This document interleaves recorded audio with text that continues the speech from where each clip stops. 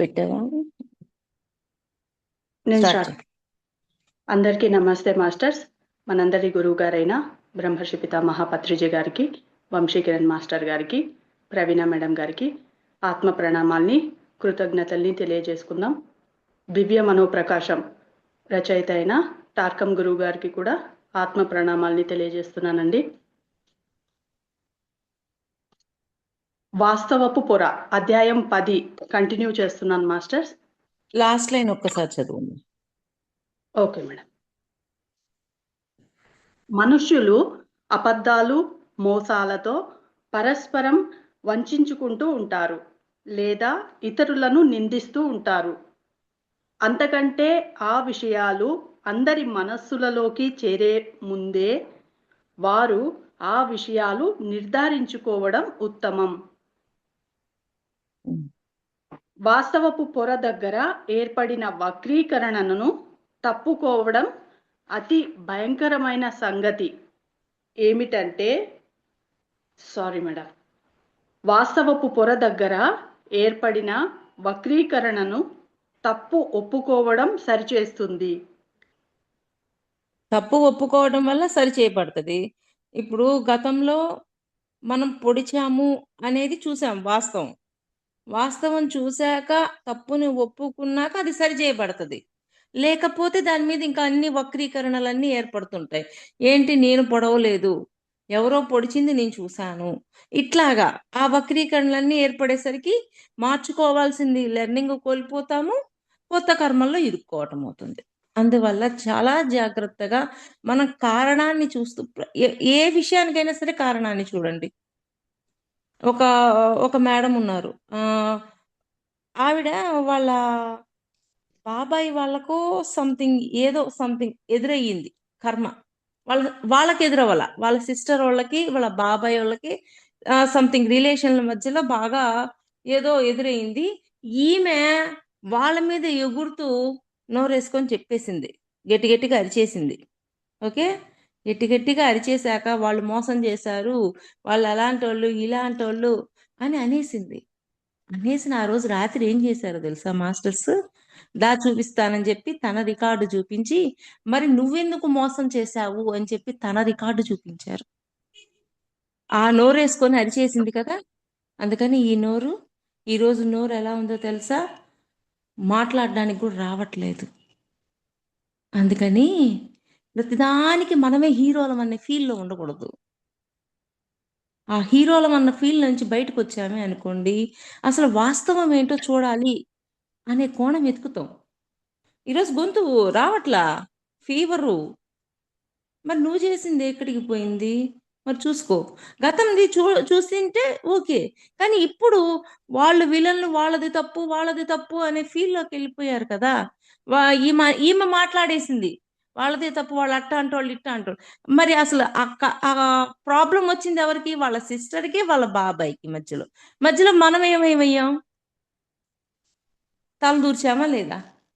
అక్కడ తల దూర్చేటప్పుడైనా సరే, మా ఇంతగా మోసపోయావు అంటే ఒక్కసారి కారణాన్ని చూడరా, మరి ఏదో కారణం ఉండుంటది అని గైడ్ చేయడం వేరు. కానీ అక్కడ ఏం చేసింది, వాళ్ళ బాబాయిని వాళ్ళ చెల్లెలు ఎలా తిడుతుంది, ఇంకా డబలేసి ఈమె తిట్టేయడం మొదలెట్టింది. మాస్టర్స్ వెన్నంటి ఉంటారు, మాస్టర్స్ గమనిస్తూ ఉంటారు. ఎంతగా గమనిస్తారంటే మనల్ని, మన వాక్కు ఎంతగా శుభ్రంగా ఉందా లేదా, సరి అయిన వాక్గా ఉందా, సరికాని వాక్కుగా ఉందా అనేది గమనిస్తూనే ఉంటారు. అందుకని వాస్తవాన్ని చూడడం అని ప్రతి ఒక్కరికి చెప్పాలి. మీ వాస్తవాన్ని మీరు చూడండి, మీ కారణాన్ని మీరు చూడండి. కార్యం మాత్రమే చూస్తున్నారు, మరి కారణాన్ని కూడా చూశారు అంటే మీకు క్లారిటీ వస్తుంది, మీరు హ్యాపీగా ఉంటారు, పక్కనోడిని హ్యాపీగా ఉంచుతాం. ఓకేనా? అతి భయంకరమైన సంగతి ఏమిటంటే, వాస్తవానికి కల్పనకు మధ్య సృష్టించబడిన ఒత్తిడి ఆ కల్పన చేసిన, మార్పు చేసిన లేదా వక్రీకరించిన వారితో నిరంతరం ముడిపడే ఉంటుంది. వక్రీకరించిన వారితో నిరంతరం ముడిపడే ఉంటుందా ఉండదా? మళ్ళీ చదువు ఒకసారి లైన్. Okay madam. అతి భయంకరమైన సంగతి ఏమిటంటే, వాస్తవానికి కల్పనకు మధ్య సృష్టించబడిన ఒత్తిడి ఆ కల్పన చేసిన, మార్పు చేసిన లేదా వక్రీకరించిన వారితో నిరంతరం ముడిపడే ఉంటుంది. వక్రీకరించిన వారితో నిరంతరం ముడిపడే ఉంటుంది. అంటే ఆ వక్రీకరణ చేశాము, వాళ్ళతో ఎక్కడికి పోలాది, కనెక్ట్ అయ్యే ఉంటుంది, వాళ్ళతో ముడిపడే ఉంటుంది. తర్వాత అన్నిటిలోకి అత్యంత ప్రమాదకరమైనది బోధనలకు వక్రీకరించడం అనే అతిక్రమణ. కొంతమంది మహాత్ముల రచనలను వక్రీకరిస్తారు. అది వాస్తవపు పొరలో ఒత్తిడిని సృష్టిస్తుంది. స్వార్థంతో ఆ విధమైన పనులు చేయడం వలన ఉన్నత స్థాయిలలోని ఆ ఒత్తిడి ప్రజలలో దుఃఖం, ఓటమి, వ్యాధులను కలగజేసి అనేక జన్మల పాటు అది సరిచేయబడేదాకా వాస్తవపు పొరలో ఉంటాయి.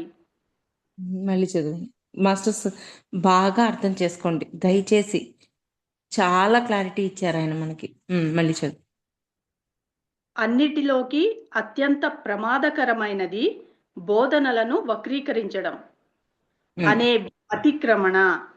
కొంతమంది మహాత్ముల రచనలను వక్రీకరిస్తారు.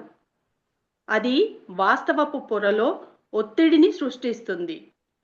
అంటే వాళ్ళు చెప్పిన వాటిని జడ్జి చేస్తూ వక్రీకరిస్తూ మాట్లాడుతుంటారు కొందరు. అలా మాట్లాడడం అనేది వాస్తవపు పొరలో ఉండిపోయింది ఆల్రెడీ. ఓకే. స్వార్థంతో ఆ విధమైన పనులు చేయడం వలన ఉన్నత స్థాయిలలోని ఆ ఒత్తిడి ప్రజలలో దుఃఖం, ఓటమి, వ్యాధులను కలగజేసి అనేక జన్మల పాటు అది సరిచేయబడేదాకా వాస్తవపు పొరలో ఉంటాయి. అలా ఏం చదువు. దుఃఖం, స్వార్థంతో ఆ విధమైన పనులు చేయడం వలన ఉన్నత స్థాయిలలోని ఆ ఒత్తిడి ప్రజలలో దుఃఖం, ఓటమి,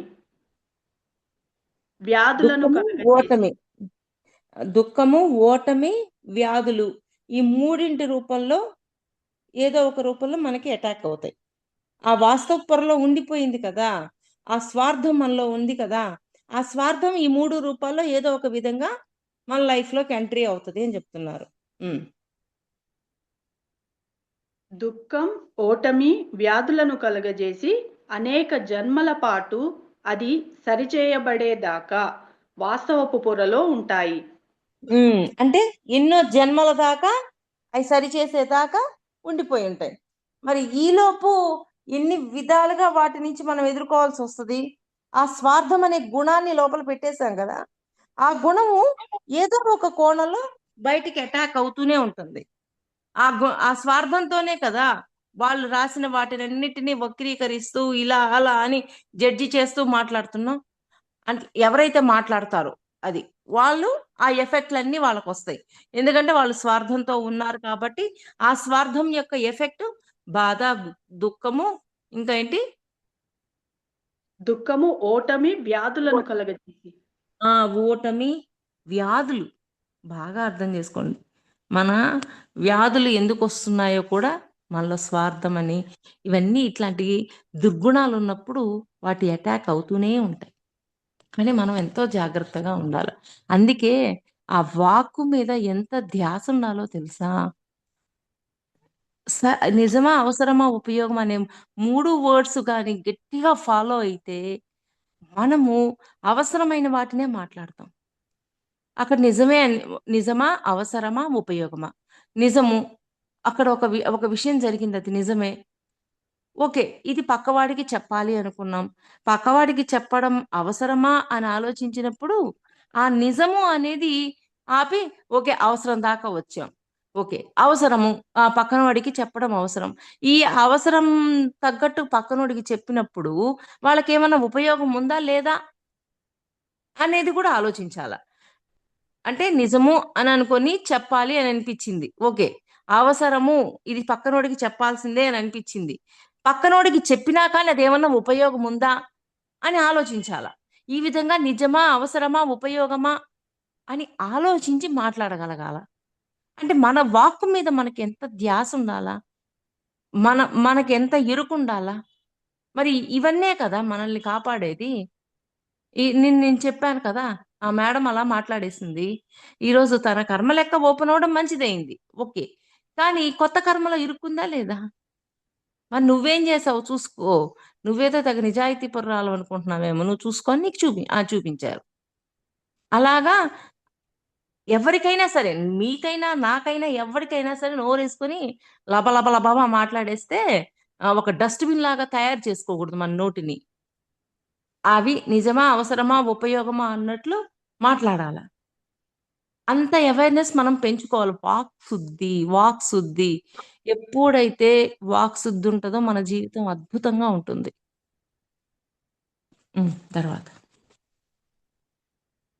వాస్తవపు పొర కర్మ సిద్ధాంతాన్ని అనుసరించి పనిచేస్తుంది.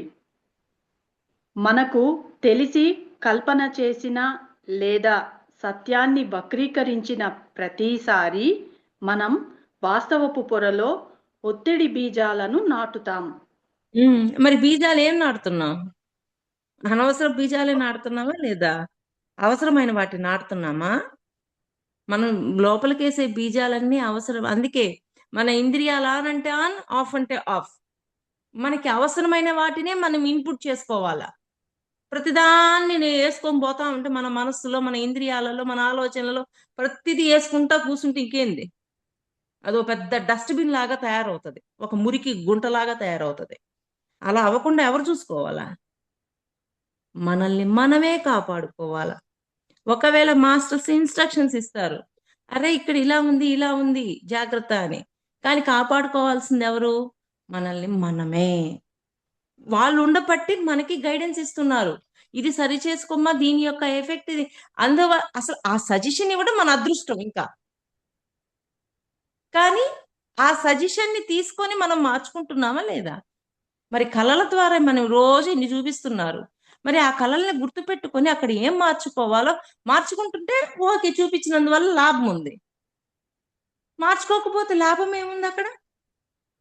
ఏం లాభం లేదు. ఎవరికి లాభం? అది.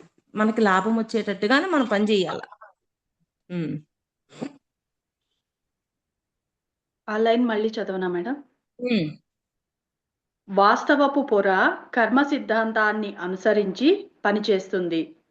మనకు తెలిసి కల్పన చేసిన లేదా సత్యాన్ని వక్రీకరించిన ప్రతిసారి మనం వాస్తవపు పొరలో ఒత్తిడి బీజాలను నాటుతాం.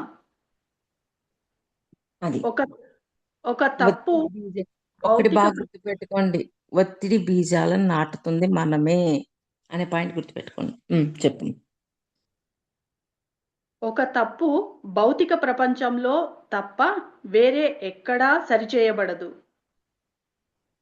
మనం అంటే మళ్ళీ రావటానికి కారణం మన పాత పొరపాట్లను సరిచేసుకోవడంతో పాటు కొత్త పొరపాట్లు, వక్రీకరణలు, వంచనలు చేయకుండా ఉండటం కోసం.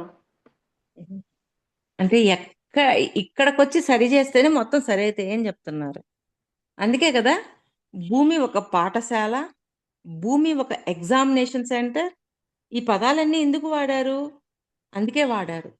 ఇక్కడికొచ్చి సరి చేస్తాం. ఇక్కడికొచ్చి సరి చేస్తేనే మనకి లోపల సరి అవుతుంది. అది. సప్త కిరణాలలో ప్రతిదీ జ్ఞాన వివేకాల మూలమే కానీ ఎప్పుడైనా అది దురనువాదం చేయబడితే వాస్తవపు పొరకు ప్రపంచానికి మధ్య అనేక ఒత్తిళ్లు ఏర్పడతాయి. ప్రపంచంలో ఓకే మేడం. సప్త కిరణాలలో ప్రతిదీ జ్ఞాన వివేకాల మూలమే కానీ ఎప్పుడైనా అది దురనువాదం చేయబడితే వాస్తవపు పొరకు ప్రపంచానికి మధ్య అనేక ఒత్తిళ్లు ఏర్పడతాయి. దురానువాదము అంటే అక్కడి నుంచి వచ్చేదంతా సత్యమే. ఆ సత్యాన్ని మనం సరిగా పట్టుకోకపోయాము అనుకోండి, ఆ వాస్తవపు పొర దెబ్బతింటది, మనము దెబ్బతింటాం. ఇప్పుడు శాకాహారం తినాలి అనేది ఒక సత్యం. సద్గుణాలు ఉండాలి అనేది ఒక సత్యం. మరి ఆ సద్గుణాలలో ఉంటున్నామా లేక దుర్గుణాలలో ఉంటున్నామా? ఈ దుర్గుణాలలో ఉన్నాము. అప్పుడు మన వాస్తవ పొరలో కూడా మనం ఆ దుర్గుణాలనే పెడతాం గదా! కానీ ఆ సత్యం నుంచి ఆహ్, ఆహ్, సు సప్తకిరణాల నుంచి వచ్చిన సత్యాన్ని పట్టుకున్నాము అనుకోండి, వాస్తవపు పొరని మారుస్తాము, ఇక్కడ మారుస్తాం. ఇక్కడ వాస్తవపు పొర అంటే మన రికార్డ్ రూమ్‌లో, మన రికార్డ్‌లో మనం వేసిన బీజాలు. మనం సరికాని బీజాలు. ఇప్పుడు జన్మలెత్తుతున్నాం. మానవ జన్మల్లోకొచ్చాం. శైశవాత్మ, బాల్యాత్మ, యవ్వనాత్మ, ప్రౌఢాత్మ, వృద్ధాత్మ. మరి శైశవాత్మగా ఉన్నప్పుడు మనం ఏం తీసుకుపోయేస్తున్నాం మన ఆత్మలో? అన్నీ అధర్మాలే. రాక్షస తత్వమే. ఇవే యేస్తూ వచ్చాం. కానీ కొంత టైం తర్వాత శైశవాత్మ, బాల్యాత్మ, యవ్వనాత్మ ఆ టైమొచ్చాక వాటి యొక్క కర్మ ఫలితాలను ఎదుర్కొంటుంటాం. ఎదుర్కొంటున్నప్పటి నుంచి ఏమవుతది? అమ్మో! దీని యొక్క ఫలితం ఇలా ఉంటుందా? మరి నేను ఈ పెయిన్ ఇవ్వకూడదు. అది అప్పుడు నేర్చుకుంటాం.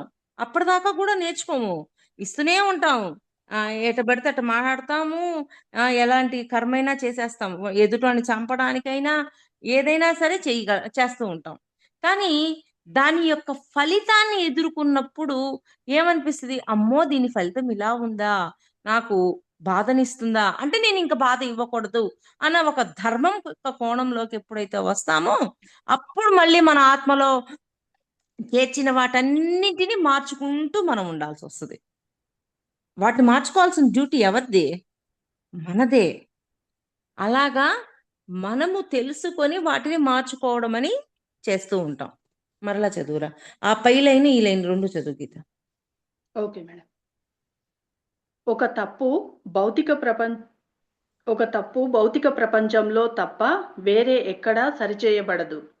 మనం మళ్ళీ మళ్ళీ రావడానికి కారణం మన పాత పొరపాట్లను సరిచేసుకోవడంతో పాటు కొత్త పొరపాట్లు, వక్రీకరణలు, వంచనలు చేయకుండా ఉండటం కోసం. అంటే ఇక్కడ ఒక్క నిమిషం అమ్మా. అంటే ఆ ఫలితాన్ని ఎదుర్కున్నాక ఇది తప్పు, పొరపాటు అని తెలుసుకున్నాక దాన్ని సరిచేసుకోవడానికి మళ్ళీ కొన్ని జన్మలు. ఒక 15 జన్మలు దొంగతనాలు చేశాం. దొంగతనాలు చేసి, చేసి, చేసి, చేసి అక్కడికి ఆగాం. అప్పుడు మళ్ళీ దొంగతనాల యొక్క ఫలితాన్ని ఎదుర్కొంటాం చూడు. అప్పుడు మనకు అర్థమవుతది. అయ్యో! వాళ్ళు ఇంత బాధపడ్డారా? నేను దొంగతనం చెయ్యకూడదు అన్న అవగాహన అప్పుడొస్తది. దాన్ని తీసుకుపోయి మన ఆత్మలో మనం షేర్ చేయాల. మళ్ళీ స్టోర్ జేయాల. ఇలాగా రావాలి అంటే భూమి మీదకి రావాల్సిందే. భూమి మీదే పరీక్షలు జరగాల్సిందే. పరీక్షల ద్వారా మనం ముందుకు వెళ్ళాల్సిందే. ఈ విధంగా వెళ్తే కానీ మనం ముందుకు వెళ్ళలేము. అంటే జీవుడు, జీవాత్మ, ఆత్మ మూడింటిలోనూ సద్గుణాలుండాలి అన్నప్పుడు జీవుడు ద్వారా లెర్నింగ్ తీసుకుంటేనే ముందుకు వెళ్ళగలము. అంటే అందుకే కదా శైశవాత్మ, బాల్యాత్మ, యవ్వనాత్మ, ప్రౌఢాత్మ, వృద్ధాత్మ. ఆ స్టేజ్‌లోకెళ్ళగలగాల. హ్మ్. సప్తకిరణాలలో ప్రతిదీ జ్ఞాన, వివేకాల మూలమే. కానీ ఎప్పుడైనా అది దురనువాదం చేయబడితే వాస్తవపు పొరకు ప్రపంచానికి మధ్య అనేక ఒత్తిళ్లు ఏర్పడతాయి. వాస్తవపు పొరకు అంటే దురనువాదం. అంటే సరి అయినది అందించలేదు అన్నప్పుడు రెండింటికి ఎఫెక్ట్ తగులుతుంది. ప్రపంచంలో ఇబ్బందులు, ఉత్పాతాలు ఈ ఒత్తిళ్ల వల్లే ఏర్పడతాయి.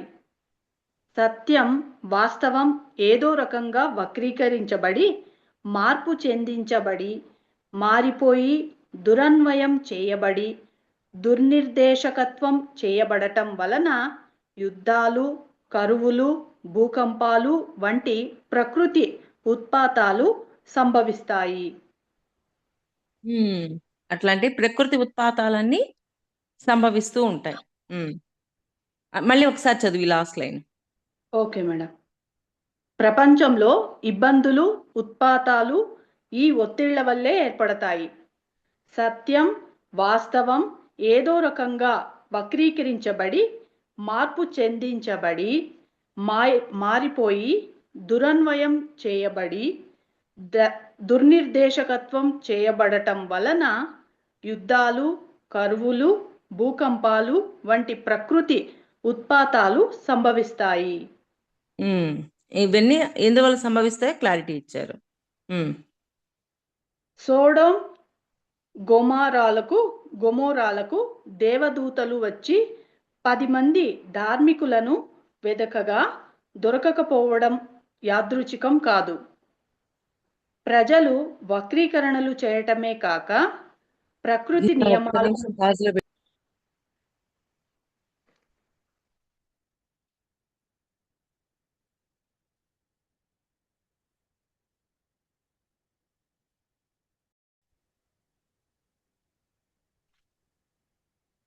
సప్త కిరణాలలో ప్రతిదీ జ్ఞాన వివేకాల మూలమే. కానీ ఎప్పుడైనా అది దురనువాదం చేయబడితే వాస్తవపు పొరకు ప్రపంచానికి మధ్య అనేక ఒత్తిళ్లు ఏర్పడతాయి. ఓకే, అంటే వాస్తవపు పొరకి మనకి మధ్యలో ఒత్తిళ్లు ఎందుకు ఏర్పడుతున్నాయి? కిరణాల నుంచి వచ్చిన సత్యాన్ని, వివేకాన్ని మనం పట్టుకోకపోవడం వల్ల. సత్యం తెలిసింది, కానీ మన వివేకంతో దాన్ని మనం ఆచరించగలగాలి. ఇక్కడ ఏ విధంగా ఆచరించాలో ఆచరించినప్పుడు మనకు అక్కడ గందరగోళంగా ఉండదు, లేకపోతే గందరగోళంగానే ఉంటుంది. మరి ఇందాక చెప్పుకున్నట్టు భూమి ఒక పాఠశాల. భూమి మీదకి వచ్చి అవన్నీ సరిచేసుకొని ఆ పొరపాట్లను సరిచేసుకోవటం కోసమే భూమి మీదకి వస్తున్నాం. కొంతమంది అసలు భూమి మీదకి రావడానికే భయపడతారు.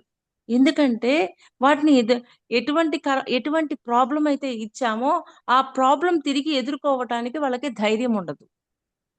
ఆ ధైర్యం లేకపోవటం వల్ల భూమి మీదకి రాలేకపోతుంటారు. కానీ వంశీ సార్ కూడా ఎప్పుడైతే చెప్తుంటారు, ఎవరు ఎక్కువ కష్టాలు పడుతూ ఉంటారో ఆ కష్టాలు పడే వాళ్ళందరూ కూడా ధైర్యవంతులు. అంటే వాళ్ళు ఎక్కువ కర్మ లెక్కలు తెచ్చుకున్నారు కాబట్టి వాళ్ళందరూ ధైర్యవంతులని ఎప్పుడు మెన్షన్ చేస్తుంటారు సార్. అంటే భూమి మీదకి రావడం అంటే మామూలు విషయం కాదు. అందుకని ఎవరికి వాళ్ళు ముందు అప్రిషియేట్ చేసుకోవాలా. ఎవరో వచ్చి అప్రిషియేషన్ ఇచ్చే బదులు ఎవరికి వాళ్ళు అప్రిషియేట్ చేసుకోండి. ఎప్పుడైతే ఎవరికి వాళ్ళు అప్రిషియేట్ చేసుకుంటారో, నిజంగా నేను ధైర్యం ఉంది కాబట్టి నేను ఈ కర్మ లెక్కలన్నీ మోసుకొని భూమి మీదకి వచ్చాను, ఇవన్నీ క్లియర్ చేసుకోవడానికి భూమి మీదకి వచ్చాను అంటే నాకు నేను ధైర్యవంతురాలిని అని మనకి సెల్ఫ్ మోటివేషన్ కూడా ఉండాల. ఆ సెల్ఫ్ మోటివేషన్ లేదనుకోండి, ఇంకేంటి, ఎవరో వచ్చి మోటివేషన్ చేయాలి, ఎవరో వచ్చి అప్రిసియేషన్ చేయాలి అనేది సెకండరీ. ఫస్ట్ ఏంటి, ప్రైమరీ ఏంటి, మనల్ని మనమే మోటివేట్ చేసుకోవాలా, మనల్ని మనమే అప్రిషియేట్ చేసుకోవాలా. ఈ లెక్కలు తెచ్చాము, ఇన్ని తెచ్చాము, ఈ దుర్గుణాలన్నింటినీ మనం సద్గుణాలుగా మారుస్తున్నాము అంటే నాకు నేను ధైర్యంగా ముందుకు వెళ్ళగలగాలి.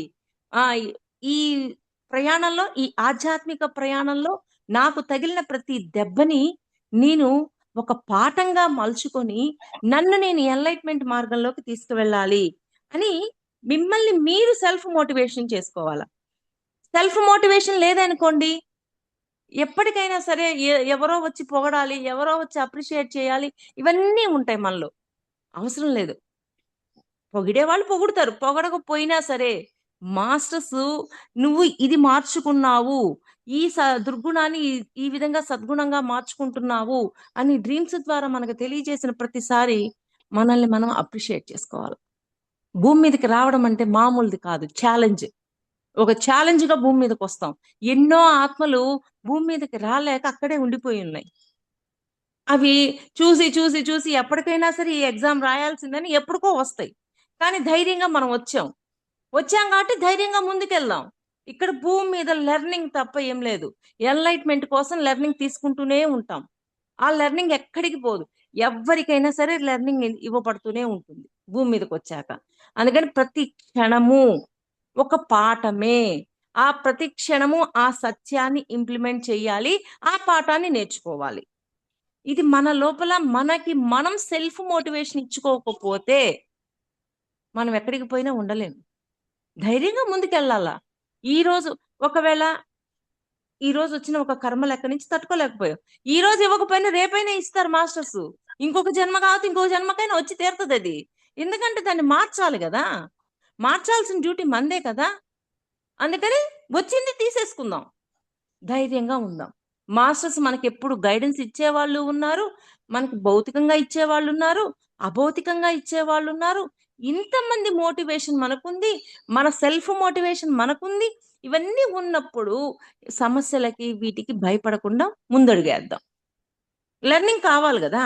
మరి ఈ రోజు కాదు ఇంకో జన్మకైనా ఇస్తారు, ఆ లెక్క ఎక్కడికి పోదు. ఎందుకంటే మనం ఇచ్చిందే మనం పొందుతున్నాం ఇక్కడ.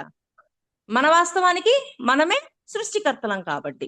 సెల్ఫ్ మోటివేషన్, మిమ్మల్ని మీరే మోటివేట్ చేసుకోండి, మిమ్మల్ని మీరే ధైర్యంగా తయారు చేసుకోండి. బయట వాళ్ళు ఇస్తారు, ఇచ్చినా ఇవ్వకపోయినా సెల్ఫ్ మోటివేషన్ అనేది ఆల్వేస్ ఇంపార్టెంట్. ప్రపంచంలో ఇబ్బందులు, ఉత్పాతాలు ఈ ఒత్తిళ్ల వల్లే ఏర్పడతాయి.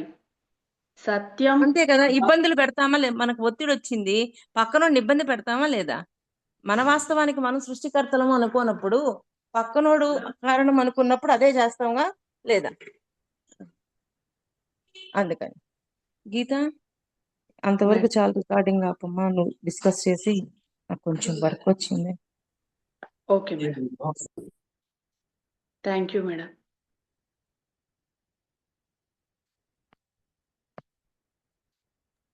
గీత నిన్ను హోస్ట్ చేస్తున్నా.